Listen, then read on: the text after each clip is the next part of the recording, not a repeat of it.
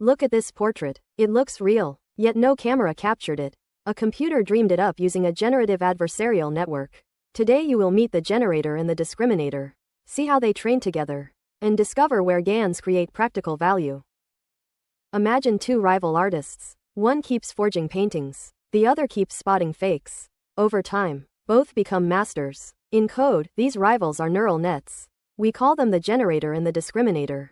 The generator starts with random noise, a long list of meaningless numbers. It reshapes that noise into an image. The discriminator receives two streams: real photos from a dataset and fake images from the generator. It scores each one as real or fake. During training, we show the discriminator a batch of real images. Label them 1, then show fresh fakes. Label them 0. We measure the discriminator's mistakes with binary cross-entropy loss. Low loss means it guessed right. Next, we freeze the discriminator and let the generator improve. We flip the labels, telling the discriminator the fakes are real. Backpropagation now updates only the generator, pushing it to craft images that score closer to 1. One full round is called an iteration. Thousands of iterations form the training loop. Early in training, the generator outputs gray blur. After a few epochs on the MNIST digit dataset, loops and lines emerge. By epoch 50, many generated digits are readable. By epoch 100, most humans would trust them as handwriting.